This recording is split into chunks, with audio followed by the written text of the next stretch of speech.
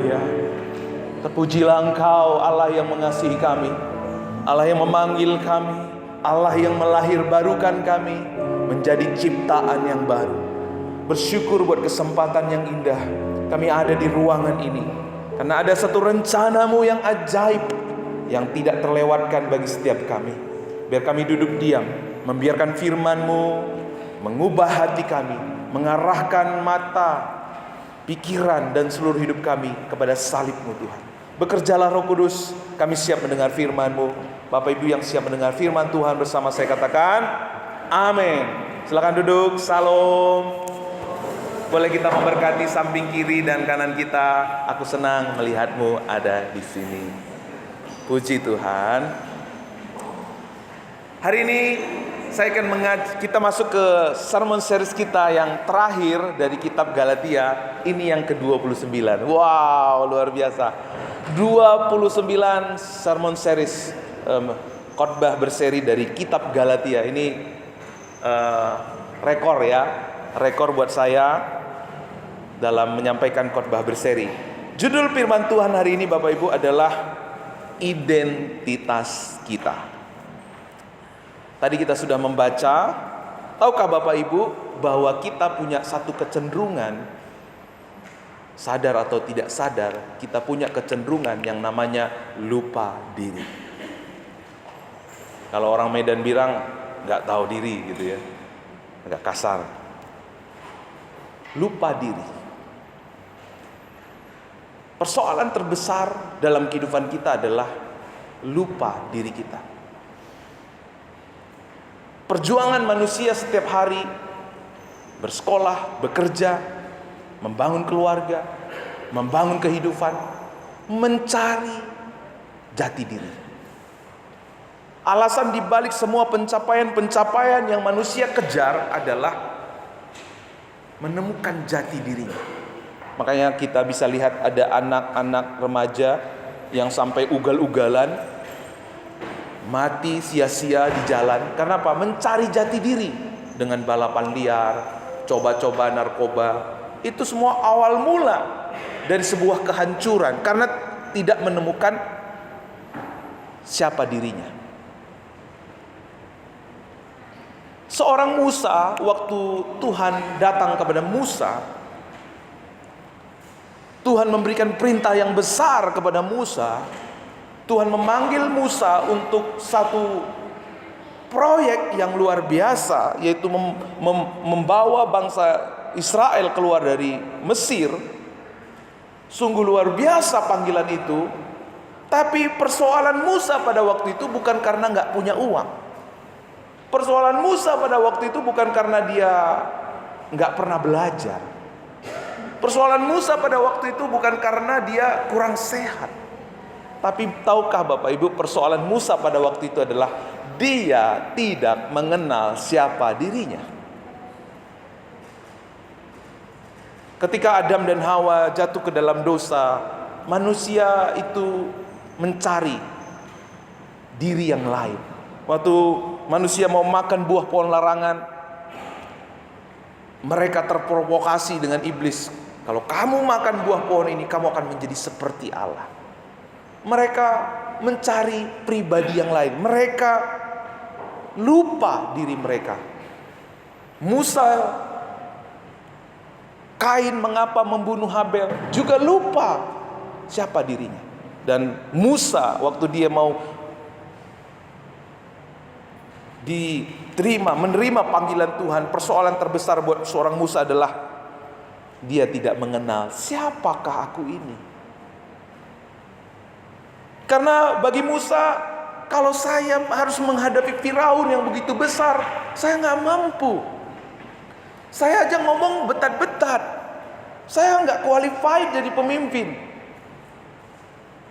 Karena itu Musa berkata, siapakah aku ini? Ia takut, ia ragu menguasai hatinya. Ketika kita tidak tahu siapa diri kita Bapak Ibu, kita nggak mungkin hidup dalam menggenapi rencana Tuhan. Kita nggak mungkin bisa melihat bagaimana Tuhan yang besar berkarya dalam hidup kita. Karena kita mencoba melihat Tuhan dengan kacamata kita. Kita barusan dikejutkan oleh saudara-saudara kita yang ada di Medan, Aceh, dan juga Sumatera Barat. Kenapa bisa terjadi banjir bandang yang disertai dengan gelondongan kayu gede-gede dan ada tulisan warnanya? Karena ada orang-orang yang tidak tahu diri. Karena ada orang-orang yang gak mau tahu dengan alam, padahal mereka hidup dari alam. Tuhan mempercayakan alam yang begitu indah. Akhirnya karena lupa diri, akhirnya merenggut banyak jiwa. Yang penting untung, yang penting aku dapat banyak uang. Gak peduli dengan lingkungan hidup, gak peduli dengan hajat orang banyak. Saudara, kalau kita lupa diri, kita selalu akan merusak apa yang diciptakan Tuhan. Jangankan kita menggenapi rencana Tuhan, kita akan menjadi si perusak, tukang rusak. Jadi kalau kita hari ini berbicara tentang identitas diri, itu berbicara tentang seberapa bernilainya kita, seberapa berharganya kita, apa pandangan diri kita terhadap diri kita sendiri. Apakah kita memandang diri kita itu berharga, bernilai dari pakaian yang kita gunakan, dari harta yang kita miliki, dari jabatan yang kita miliki? Manusia sibuk mencari identitas melalui usaha, pekerjaan, pencapaian, ketaatan, bahkan hal-hal pelayanan rohani. Tapi saudara, ketika kita berusaha mencari identitas kita dari segala sesuatu yang panah, dari segala sesuatu yang rapuh dari dunia ini, kita menaruh nilai diri kita menaruh identitas kita kepada sesuatu yang panah dan rapuh, selalu berakhir sesuatu yang tidak baik. Sering sekali kita berjuang untuk menemukan identitas kita dan menaruh identitas kita kepada sesuatu yang panah, sesuatu yang rapuh. Kita akhirnya sama seperti orang-orang yang merusak hutan tadi, lupa diri. Terjadi chaos, terjadi kekacauan. Dalam jemaat Galatia juga hal yang sama, Bapak Ibu. Jemaat Galatia menerima pengajaran dari Judaism. Dan Judaism mengajarkan kamu mesti disunat supaya kamu diterima dan diselamatkan oleh Tuhan. Berangkat dari pengajaran Judaism, akhirnya ada satu konsep dalam jemaat Galatia. Saya mesti taat ini, taat sunat, taat ini, taat itu, supaya saya diselamatkan, supaya saya berarti di hadapan Tuhan, supaya saya berguna di hadapan Tuhan. Sehingga Paulus, hari ini kita lihat bagaimana Paulus menyampaikan pesan kebenaran buat jemaat Galatia. Dia katakan apa? Bersunat atau tidak bersunat tidak ada artinya. Ketaatan kita untuk memperoleh identitas di dalam Kristus tidak ada artinya. Bahkan bukan tidak hanya tidak ada artinya, bahkan kita akan menjadi si perusak. Ketika kita menyandarkan saya taat, saya mengasihi, saya berdoa, saya beribadah, supaya saya diselamatkan, supaya saya berarti hidupnya, supaya Tuhan memandang saya layak dan berharga. Saudara ingat, ini bukan kekristenan, ini adalah ajaran agama. Konsep iman seperti ini bukanlah pengajaran Injil Yesus Kristus. Konsep ini adalah pengajaran semua agama di dunia. Bapak Ibu dipanggil bukan hanya beragama, tetapi menjadi orang yang injili. Gereja Baptis itu adalah gereja injili, saudara. Bukan gereja agamawi, tapi gereja injili. Apa artinya? Kita beribadah, kita berbakti, kita melayani. Bukan untuk mendapatkan identitas di dalam Kristus. Ya. Persoalan jemaat Galatia, mereka terpengaruh dengan ajaran agamawi, ajaran hukum Taurat lewat para Judaizer, sehingga terjadi chaos dalam jemaat itu. Terjadi kekacauan. Kaum Yakobus dan kaum Barnabas menjadi kelompok-kelompok. Mereka tidak mencerminkan kasih anugerah dan kebenaran Allah yang bekerja dalam hidup mereka.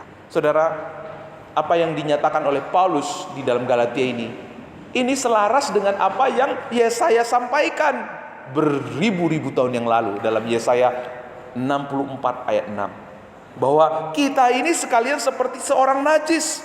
Segala kesalehan kita sama seperti apa Bapak Ibu? Kain kotor. Bapak Ibu tahu kain kotor? Saya nggak usah sebut lagi ya kain kotor itu apa ya. Kain kotor itu bekas yang dipakai oleh wanita. Masa kita habis dipakai dipersembahkan sama Tuhan? Nggak layak. Itu pasti dibuang. Segala kesalehan kita, segala perbuatan baik kita, segala pelayanan kita yang kita lakukan untuk kita layak di hadapan Tuhan, untuk kita diterima di hadapan Tuhan, itu seperti kain kotor. Usaha ketaatan kita, pencapaian kita untuk layak dan diberkati serta diselamatkan tidak ada artinya. Seperti kain kotor. Penyesatan yang terjadi di dalam Galatia itu, Bapak Ibu, bukan mengurangi sesuatu dari kebenaran Injil, tapi sering sekali menambahkan sesuatu dari kebenaran Injil. Tergoda untuk menambahkan sesuatu kepada kebenaran Injil. Kita manusia punya kecenderungan, saya mesti punya andil di situ. Saya mesti punya porsi di situ supaya saya kelihatan, oh ini gara-gara saya. Jadi bukan sebuah persembahan kepada Tuhan, tetapi justru sebuah penghinaan kepada Tuhan. Maka orang-orang yang hanya beragama, saudara, selalu akan bermegah atas perbuatannya. Tapi kalau kita mengerti kebenaran ini, aku hanya seperti kain kotor. Aku tidak layak, aku selamat, aku dibenarkan, aku dikasihi, aku diberkati bukan karena apa yang kulakukan, tapi karena apa yang Yesus lakukan. Itu baru sebuah persembahan kepada Tuhan. Jadi orang yang selalu menjadi troublemaker, yang menjadi orang yang selalu digerogoti oleh mental jasa, sindrom better than, adalah orang yang beragama. Adalah orang yang selalu berpikir, yang konsep imannya selalu berpikir, saya melakukan ketaatan, saya melakukan kebaikan, saya melakukan kasih untuk diterima dan dikasihi serta diselamatkan oleh Tuhan. Ini adalah akar masalah di jemaat Galatia dan juga akar masalah di dalam kekristenan kita. Kalau kita berpikir, Bapak Ibu, saya layak, saya diterima, saya dikasihi karena ketaatan saya, karena kebaikan saya, ujung-ujungnya kita juga akan sama seperti perusak alam yang ada di Sumatera. Kita akan kebablasan, kita akan menjadi orang yang lupa diri pada akhirnya.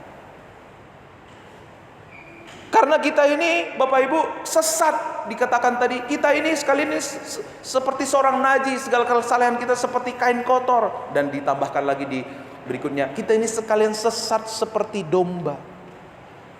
Kita ini sekalian seperti kain kotor. Bahkan Bapak Ibu, bukan hanya kotor, bukan hanya sesat, tapi sebenarnya kita ini sudah mati. Apa yang bisa dilakukan oleh orang mati? Enggak ada. Tapi puji Tuhan, walaupun kita kotor, walaupun kita sesat, layak dibinasakan, kita walaupun kita sudah mati, Tuhan tidak membuang kita. Ia tidak melupakan kita, meskipun kita sering lupa diri, lupa Tuhan. Tuhan tidak lupa kita. Ia tidak membuang kita. Tapi Bapak Ibu tahukah, Ia melahirbarukan hidup kita. Makanya dikatakan dalam nyanyian kita, ku menjadi ciptaan yang baru. Oleh apa Bapak Ibu? Oleh ketaatan, oleh perbuatan, oleh persembahan. Enggak. Oleh kuasa darahnya. Hanya oleh darah Yesus kita menjadi ciptaan baru. Dia melahirkan kita kembali lewat anaknya Yesus Kristus. Makanya dikatakan ayat selanjutnya Bapak Ibu. Yuk kita baca 1, 2, 3. Tetapi menjadi ciptaan baru, itulah yang ada artinya. Ketaatan kita, perbuatan baik kita, semua seperti kain kotor. Itu seperti kematian, gak pernah membawa kebaikan. Ujung-ujungnya selalu akan daging, dan ujung-ujungnya akan menyesatkan kita. Tetapi yang ada artinya ketika kita menjadi ciptaan baru. Dan hari ini ketika saudara kita yang dibaptis, kita berdoa dan mengimani mereka telah menjadi ciptaan baru. Amin. Menjadi ciptaan baru itu ada artinya. Bagaimana kita menjadi ciptaan baru? Bagaimana kita menjadi seorang yang berbeda? Lihat Bapak Ibu. Yuk kita baca sama-sama. 1, 2, 3. Ya, transformasi hati, ciptaan baru bukan karena ketaatan sunat, tetapi sunat hati, transformasi melalui Injil oleh karya Roh Kudus. Kalau kita percaya hari ini karena ada Roh Kudus yang mentransformasi.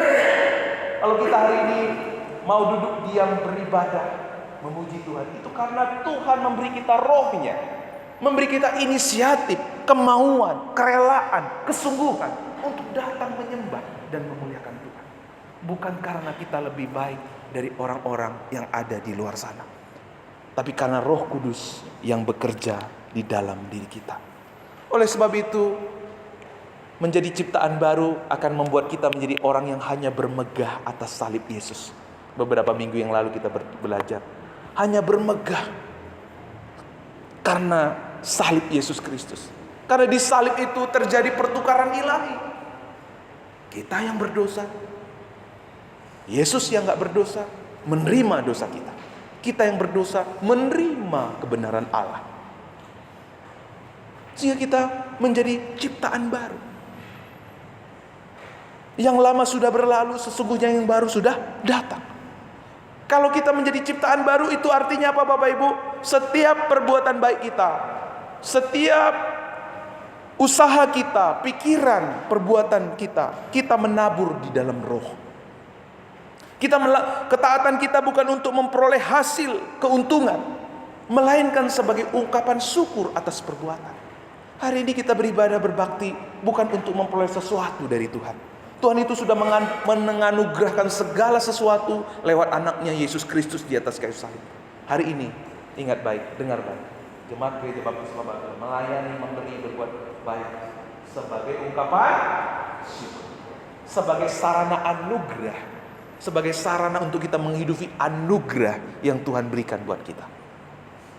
Sehingga Bapak Ibu, ini akan membuat kita menjadi orang yang berbeda. Ada kasih yang tulus, ada kesetiaan yang tidak pamrih. Kalau tidak, maka kita akan kalah dengan tabiat dosa kita. Keangkuhan, kesombongan, keserakahan akan menguasai kita. Kita akan menjadi orang yang tadi Bapak Ibu mental jasa. Saya sudah berbuat baik kepada Asep. Saya sudah banyak berdoa buat Asep. Kenapa Asep begitu sama saya? Saya kan akhirnya terluka. Karena saya berusaha membeli kebaikan Asep dengan segala usaha saya. Kita akan menjadi orang yang bertransaksi dengan Allah. Hitung-hitungan dengan Tuhan. Tuhan aja hitung-hitungan, apalagi dengan teman, apalagi dengan orang tua, apalagi dengan sesama. Ya. Kita akan menjadi orang-orang Kristen yang kaku, legalistik, atau liberal. Kalau kita, saudara, tidak mengenal identitas kita, maka kita akan menjadi orang Kristen yang mengikut Yesus tanpa salib. Mengikut Yesus tanpa salib, tahu Bapak Ibu, itu hanya followers Yesus.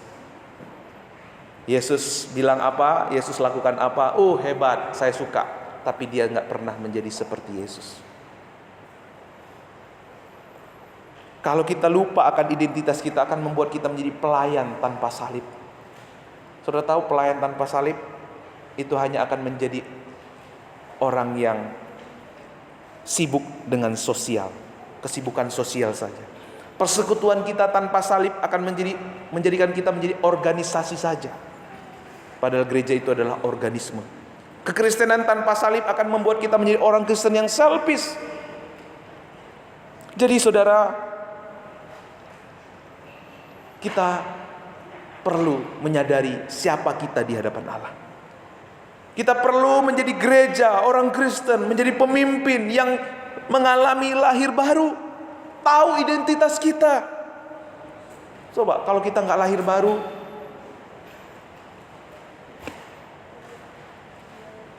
gereja apa yang akan kita bangun? Keluarga seperti apa yang akan kita bangun? Kalau kita nggak jadi lahir baru, pelayanan apa ya? Seperti apa? Model apa yang akan kita bangun? Semua akan berbau sosial saja, kesibukan agamawi saja. Tuhan mau kita membangun pelayanan kita, rumah tangga kita berdasarkan pribadi yang baru. Karena waktu kita menjadi ciptaan baru, di situ ada keteladanan iman, ada pasti warisan iman. Akan ada kesaksian yang bisa dirasakan oleh orang-orang di sekeliling kita. Akan ada model kehidupan yang berbeda. Kemarin kita ibadah penghiburan di rumah Bu Junita, sangat terkesan dengan kesaksian hidupnya Opung, 90 lebih 4 bulan, 90 tahun lebih 4 bulan hidupnya. Begitu luar biasa, mempersiapkan hari kematiannya, mempersiapkan anak-anaknya supaya akur, dan waktu dia pergi semua indah dan luar biasa. Kita akan menjadi orang-orang yang mewarisi iman kepada orang-orang sekeliling kita, kepada generasi di bawah kita, kalau kita tahu siapa kita. Tapi kalau kita lupa diri kita, bukan warisan yang baik, tapi warisan yang buruk yang kita tinggalkan. Saudara, kita perlu, rasa aman kita itu sebenarnya bukan dari pencapaian kita. Rasa aman kita itu bukan dari apa yang kita miliki, prestasi kita. Karena prestasi pencapaian kita itu sifatnya berubah-ubah. Situasi kondisi, apa yang kita miliki itu bisa berubah sekejap. Harta benda yang begitu banyak, dalam 1 menit, 1 jam lenyap semua di Medan, di Aceh. Kerbo-kerbo, ya, ladang-ladang, semua hancur, saudara. Tapi kalau kita menyandarkan rasa aman kita, identitas kita kepada itu semua, maka kacau, terjadi chaos. Tuhan mau hari ini, saudara, kita menyandarkan rasa aman kita kepada identitas yang dianugerahkan di dalam Yesus Kristus. Makanya dikatakan lagi, semua orang yang memberi dirinya dipimpin oleh patokan ini, turunlah kiranya apa? Damai sejahtera dan rahmat. Tuhan mau jemaat Gereja Baptis Babaton mengalami turunnya damai sejahtera dan rahmat, yang tidak tergantung kepada situasi kondisi, yang tidak tergantung kepada apa yang kita miliki, yang tidak tergantung kepada ketaatan kita, tetapi bergantung kepada ketaatan Yesus yang mati di atas kayu salib 1 kali untuk semua orang dan untuk selama-lamanya dan bagi semua orang. Perbuatan Yesus tidak pernah berubah. Kasih Yesus tidak pernah berubah. Maka waktu kita menaruh rasa aman kita kepada ketaatannya, kepada kebaikannya, rasa aman itu, kita menjadi orang yang secure dalam segala situasi, kondisi keadaan. Zaman boleh berubah, situasi boleh mencekam, tapi bagi orang yang menemukan identitas dalam Kristus, akan tinggal tetap dan tenang. Yang setuju katakan amin. Amin. Makanya Paulus katakan, Bapak Ibu, karena padaku ada tanda-tanda milik Yesus. Sudahkah kita menjadi orang yang menemukan identitas kita dalam Yesus? Atau kita masih lupa atau merasa sudah menemukan? Kalau kita sudah menemukan identitas kita dalam Kristus, ada tandanya. Tandanya apa? Tanda-tanda ini bukan sesuatu simbol, Tanda-tanda ini bukan sesuatu pajangan atau hiasan Bapak Ibu. Tapi tanda-tanda ini mengacu kepada 2 Korintus 11 ayat 23 sampai 26. Ini menceritakan bagaimana Paulus, seorang yang adalah warga negara Rom, dia seorang yang nyaman, dia seorang yang dihormati di Roma, dia seorang yang terkenal di Roma, dia seorang yang tidak perlu lagi memikirkan pakaian, makanan, baju, tempat tinggal, semua dicari oleh pemerintahan Roma. Tetapi waktu Kristus memanggil dia, justru yang terbalik terjadi. Ia mengalami karam kapal, ia mengalami ketelanjangan, ia mengalami kelaparan, bahkan dia dipukul, bahkan dia disesah, didera karena imannya, ketaatannya kepada Yesus Kristus. Itulah tanda kita sudah menemukan identitas baru. Tandanya apa Bapak Ibu?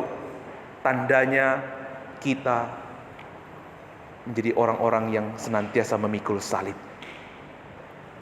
Bagaimana waktu kita diperhadapkan dengan kesulitan karena iman kita?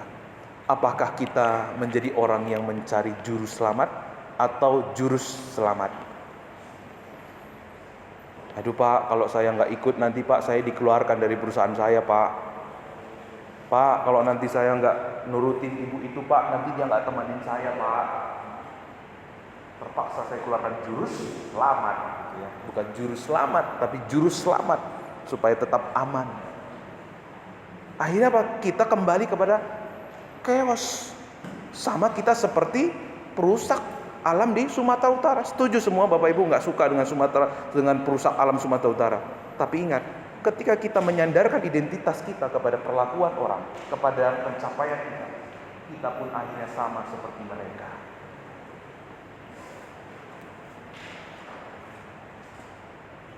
Lihat jemaat Galatia Bapak Ibu. Kenapa mereka ngikutin sunat?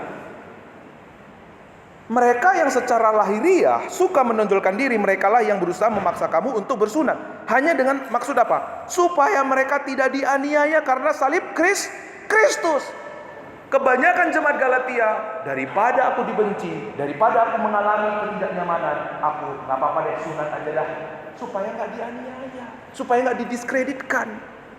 Karena pengajaran agama, pengajaran sesat ada 2 senjatanya: mendiskreditkan. Waktu nggak dengar kata mereka, mendiskreditkan, memojokkan, mempermalukan. Yang kedua apa? Waktu mereka didengar, diangkat-angkat, disanjung-sanjung setinggi langit, sampai lupa diri. Jadi dua-dua lupa diri, Bapak. Lihat, jemaat Galatia itu adalah jemaat yang banyak dari antara mereka yang lupa identitasnya. Mereka terseret dalam pengajaran Judaism. Sudahkah kita menjadi orang yang menemukan identitas kita? Kalau kita sudah menemukan identitas kita, maka ada tandanya Pak. Ada tandanya Bu. Tandanya apa? Yuk kita baca sama-sama. 1, 2, 3 ya. Tanda kita telah menghidupi identitas baru adalah ketika mengalami penderitaan, namun membawa kita bertumbuh dalam pengenalan akan Dia. Tahukah saudara bahwa Tuhan kita itu datang ke dunia, Dia tidak pernah janji langit selalu biru. Dia tidak pernah janji jalan yang dijalani oleh Bu Jami itu selalu jalan rata.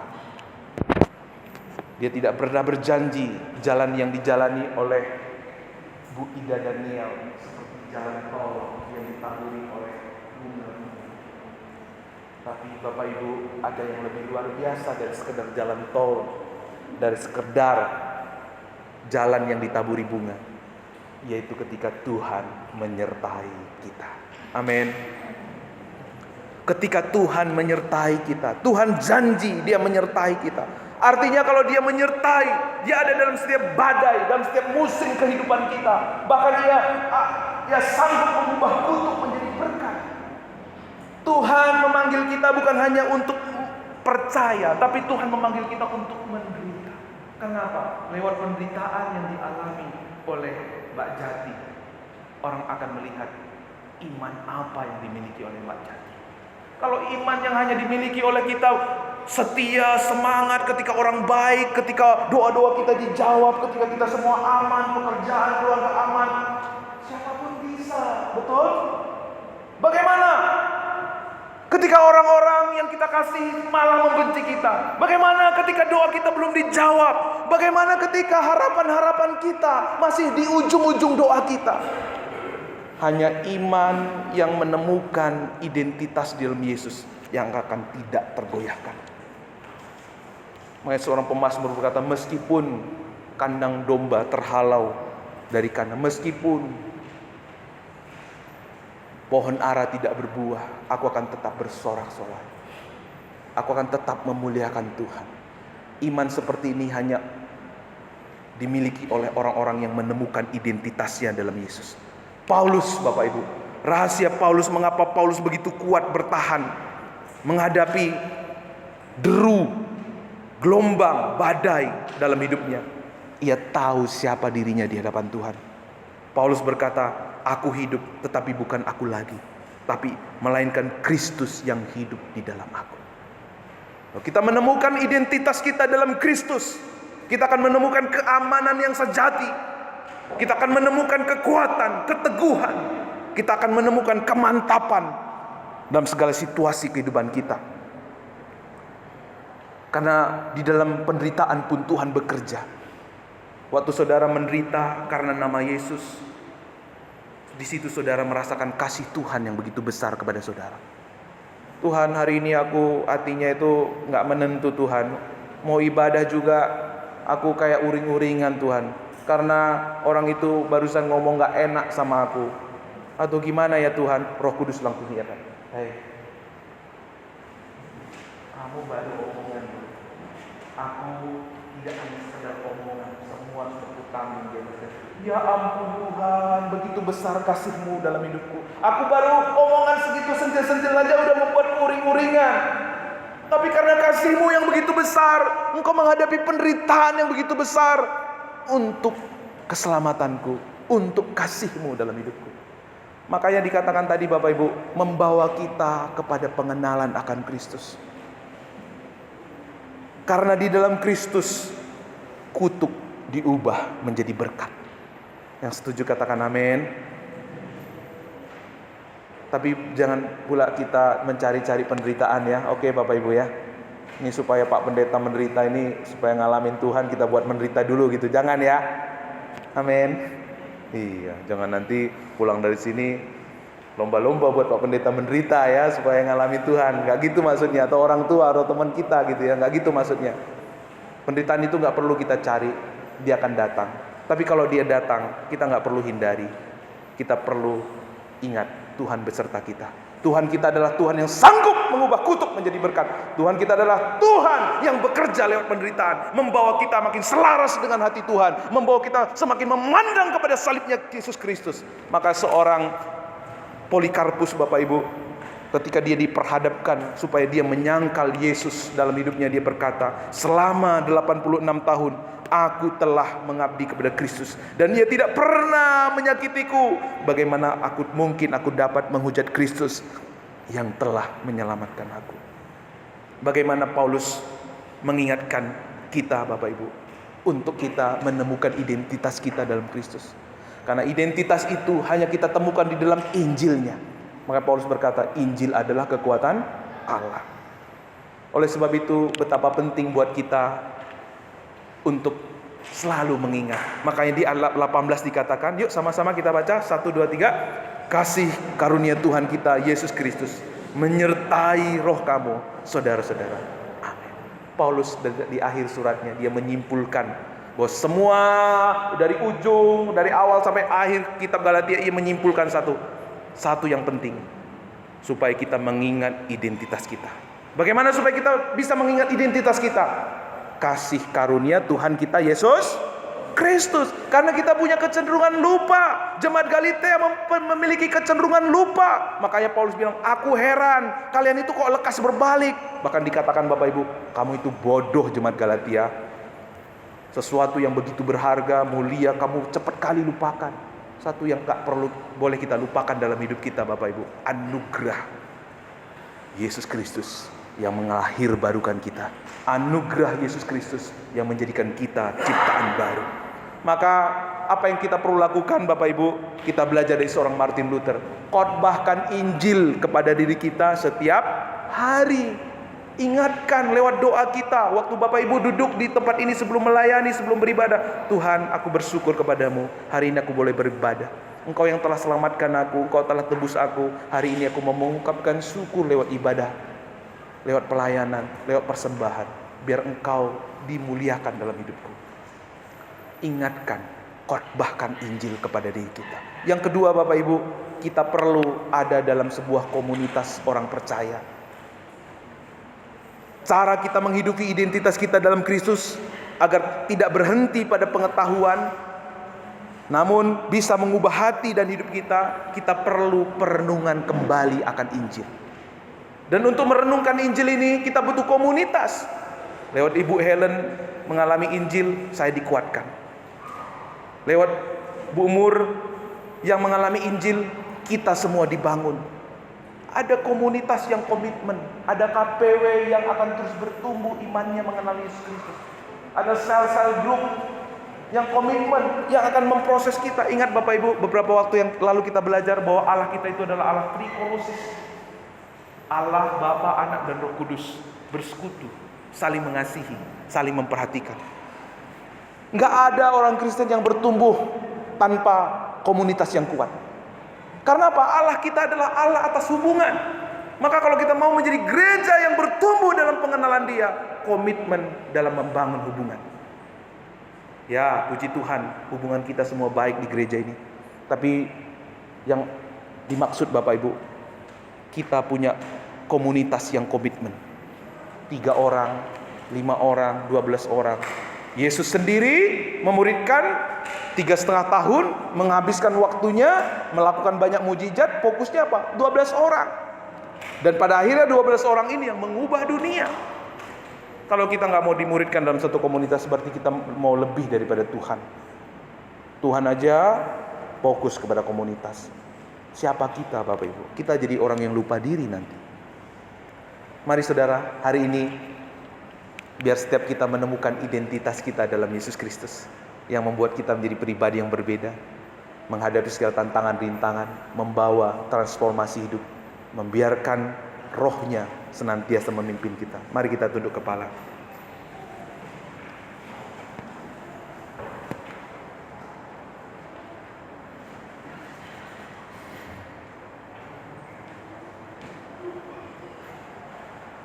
Mari kita membiarkan Roh Kudus saat ini berbicara kepada kita.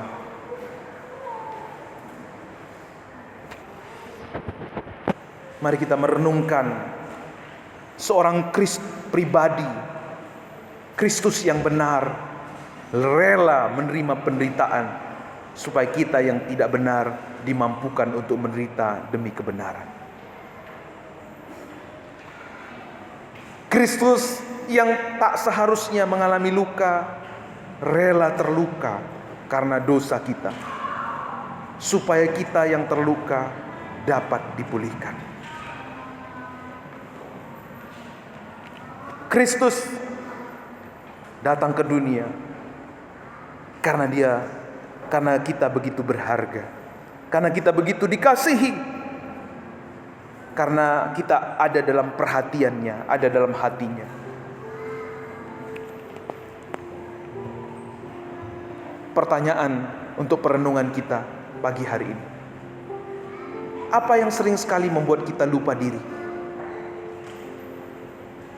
Apa yang sering sekali membuat kita lupa siapa diri kita? Kemana selama ini kita meletakkan identitas kita? Apakah kepada pengakuan manusia? Apakah kepada pencapaian-pencapaian di tempat kita bekerja? Apakah perlakuan yang kita terima dari orang-orang sekeliling kita? Tuhan tidak mau kita menjadi orang-orang yang mengalami chaos, menjadi perusak.